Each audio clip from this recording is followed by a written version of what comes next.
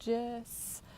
I am in the park. I'm just thinking I look a little bit tired, and I've put on some suntan lotion because one of the last few days apparently of beautiful weather here in the UK, and I put that very non-toxic stuff on, which is white. And I think I look a bit white, not like I'm tanning. But anyway, could you see I'm in this beautiful park, absolutely lovely. And I wanted to talk about nature, because when we really get confused, we don't know what to do, and I'm talking more about soulmates here and finding the one and being in the right place to find the one, we can get overwhelmed and we can get lost in our thoughts, in our worries, in our fears, in our not knowings, and we don't know what to do, what action to take. And that can be confusing, it can be frightening, overwhelming.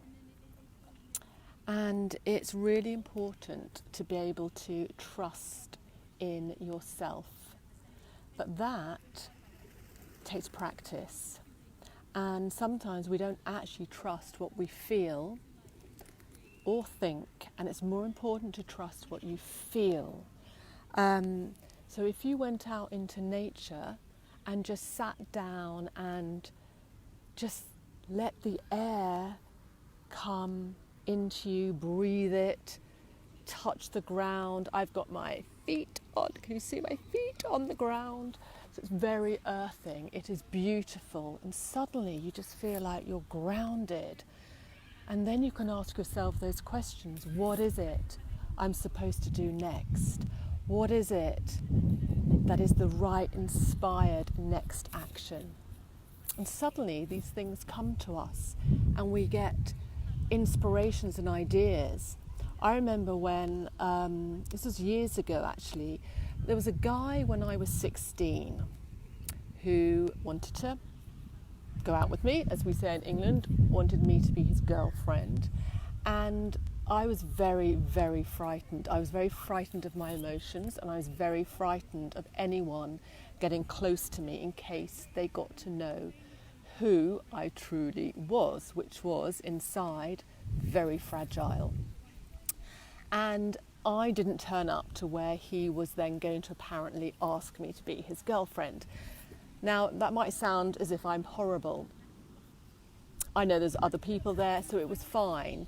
But it wasn't that I was horrible, it was that I was absolutely petrified of this cool guy wanting to go out with me, because if I kept myself at a distance, he would adore me. He would think I was the most amazing person. But if I got close to him, he would see who I was, and that wouldn't be good. So, years later, he actually wanted to go out with me again. I'd been out with the first love of my life, who I met at 16, and I split up with him at 26, so 10 years. Anyway, this guy, we were then in our 30s, early 30s, and he, no, not 20s, 30s, yeah.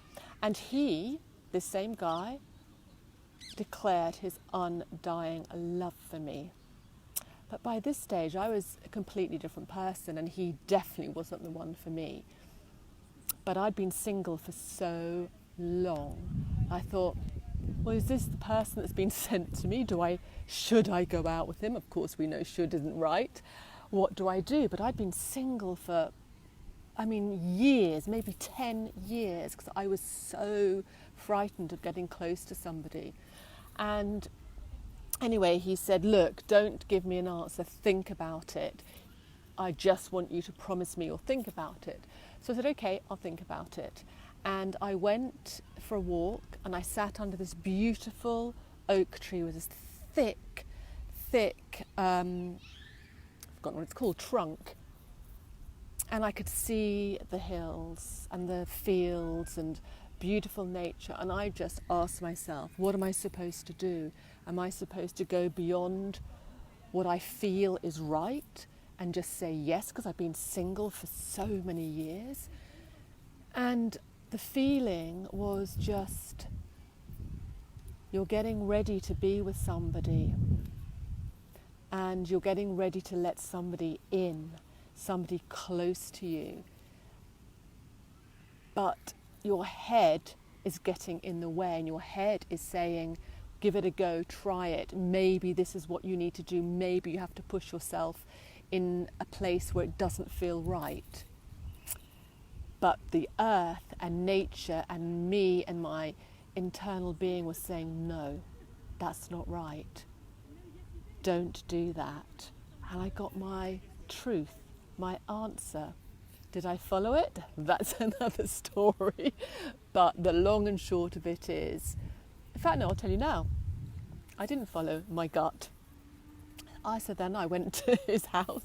And I said, okay, yes, let's try it. Let's try and see how it goes. And he just said, he then realised it wasn't right. So my gut, my intuition, my inner self knew. And luckily, he had realised it wasn't right for me. And maybe not right for him either. So he said, I think we should probably leave it. And I went, okay then. Walked out of his house. Yes, I'm so pleased. Oh my God, I haven't let him down. I haven't done anything wrong. He doesn't want it either. I don't want it. Fantastic. But the truth is, I already knew. I already knew the answer. And nature helped me get there. And so if you're unsure about something, go for a walk, go outside, connect with your truth, connect via nature, feel the answers, the intuitions, the thoughts, the inspirations that come to you as to what you should do next. And that's what I did. And I wanted to just say really that, not long after I met my soulmate, so I was on my journey, my inner self knew that.